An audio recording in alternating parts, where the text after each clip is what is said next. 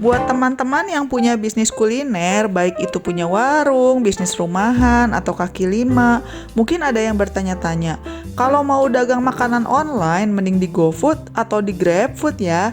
Nah, di episode kali ini, Mimin akan membandingkan GoFood dan GrabFood dari kacamata sebagai penjual. Kita akan bahas platform mana yang lebih rame dan platform mana yang komisinya lebih murah. Mau tahu gimana detailnya?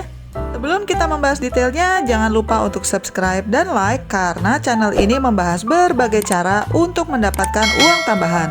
Kalau teman-teman mau tahu gimana caranya untuk dapat uang tanpa kerja, klik link di deskripsi untuk belajar investasi di Bibit dan masukkan kode ekstra untuk dapat welcome cashback Rp25.000. Ada pilihan syariahnya juga loh. Atau kalau kalian ingin dapat uang dari YouTube, silakan klik link di deskripsi karena ada triknya supaya bisa cepat monetisasi. Selain itu, di deskripsi juga masih ada banyak link lain yang bisa membantu teman-teman mencari penghasilan tambahan dan juga berhemat. Oke, yuk lanjut lagi nonton videonya. Selamat menonton! Dengan kemajuan teknologi, semakin banyak pembeli yang beralih membeli makanan secara online. Apalagi di masa pandemi seperti sekarang, dengan adanya berbagai protokol kesehatan, bisnis kuliner tidak lagi bisa mengandalkan makan di tempat, perlu eksis di platform delivery online juga. Teman-teman tentunya sudah tidak asing lagi dengan nama GrabFood dan GoFood. Ini adalah dua platform delivery online yang paling terkenal di Indonesia. Yang bisa jualan di GrabFood dan GoFood bukan cuma restoran besar aja loh, bisnis rumahan juga bisa, asalkan makanannya ready to eat. Jadi kalau ada yang pesan, drivernya bisa ambil langsung ke kalian. Kalau mau tahu gimana caranya mendaftarkan bisnis rumahan, warung makan, atau kaki lima ke GrabFood atau GoFood, silakan klik link di pojok kanan atas atau di deskripsi karena saya sudah pernah membahas tentang ini sebelumnya. Sekarang, mari kita bandingkan dari kacamata penjual, mending jualan di GoFood atau GrabFood ya. Pertama, mari kita bandingkan dari segi komisi dulu. Pada saat video ini dibuat, komisi yang dikutip oleh GoFood adalah 20% plus Rp1.000. Misalnya, untuk pesanan sebesar Rp50.000, maka potongan dari GoFood adalah Rp11.000. Sedangkan untuk GrabFood, potongannya adalah 30%. Jadi, untuk pesanan sebesar Rp50.000, potongan komisi dari GrabFood adalah Rp15.000. Dan ini belum termasuk PPh-nya ya. Wah, lumayan juga ya. Buat teman-teman yang penasaran, Shopee Food potongannya adalah 20%. Jadi, kalau pesanannya Rp50.000, potongan dari pihak Shopee Food adalah Rp10.000. Tapi kekurangannya Shopee Food ini baru ada di tempat-tempat tertentu saja. Jadi, dari segi coverage masih kalah jauh dibandingkan GoFood dan GrabFood. Salah satu alasan platform delivery online memungut komisi tinggi selain untuk mencari keuntungan adalah untuk membiayai berbagai promosi untuk menarik konsumen. Misalnya, kalau ada promo gratis ongkos kirim atau diskon makanannya. Dengan potongan komisi yang lumayan tinggi seperti ini, memang mau nggak mau kita sebagai penjual harus punya harga yang berbeda kalau jualan di platform online. Misalnya, kalau datang langsung ke tempat harganya Rp50.000.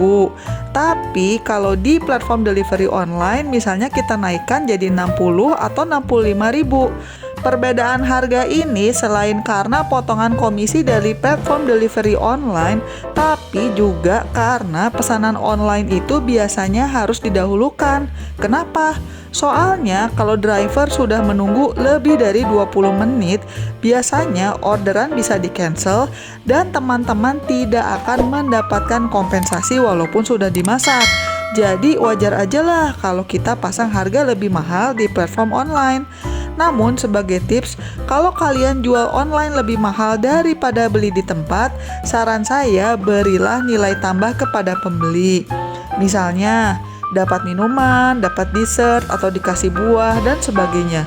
Soalnya, kalau pembeli setia, biasanya mereka kurang lebih sudah tahu harga makanannya berapa.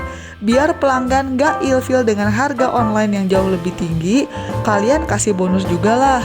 Atau alternatif lain adalah teman-teman membuat menu paketan untuk dijual online. Ini dimaksudkan untuk mendorong pembeli beli lebih banyak supaya kita juga bisa dapat keuntungan lebih banyak. Sekarang mari kita bandingkan dari segi traffic. Lebih ramai mana ya antara GoFood sama GrabFood? Mana sih yang lebih dipilih oleh konsumen? Untuk menjawab pertanyaan ini, sebuah lembaga survei bernama CSLA melakukan survei ke 450 orang di area Jabodetabek. Hasilnya, mayoritas responden lebih memilih GoFood ketimbang GrabFood.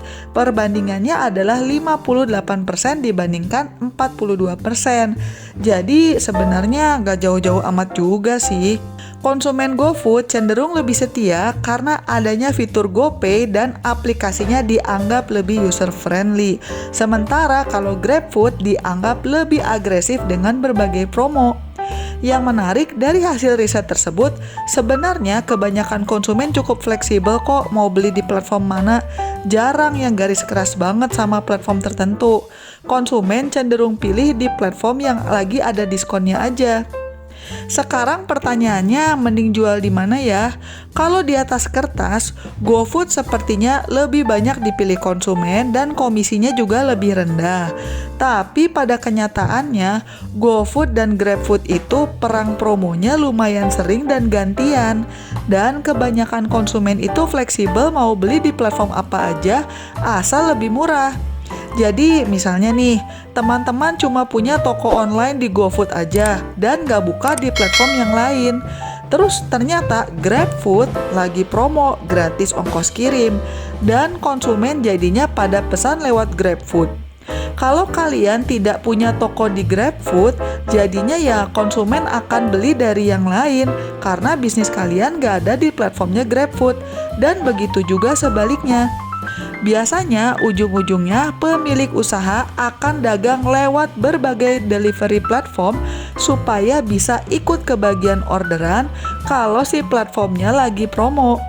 Biar teman-teman tetap punya profit yang sehat, salah satu opsi adalah dengan membedakan harga jual di GoFood dan GrabFood karena komisi mereka kan beda juga. Misalnya, kalau di GoFood kalian jualnya 60.000, tapi di GrabFood jualnya 62.000.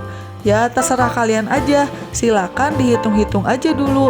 Mungkin sebagian teman-teman ada yang bertanya, "Mbak, ada nggak ya caranya jualan makanan online laris, tapi saya nggak mau bayar komisi?"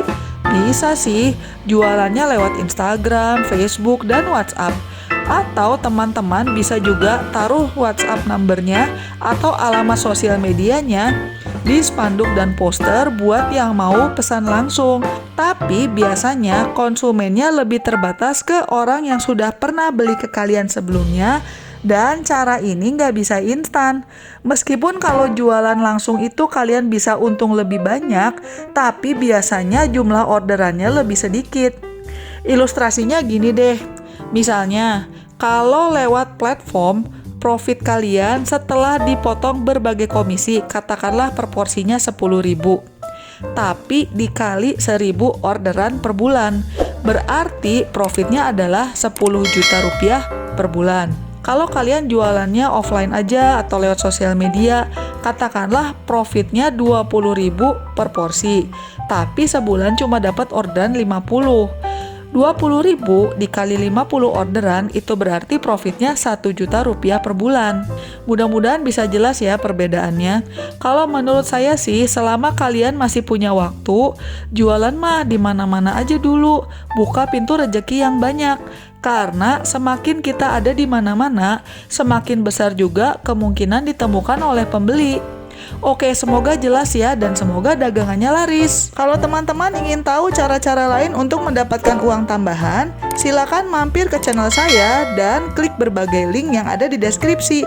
Jangan lupa juga untuk subscribe ya. Sekian dulu episode kali ini dan selamat mencari uang tambahan. Bye-bye.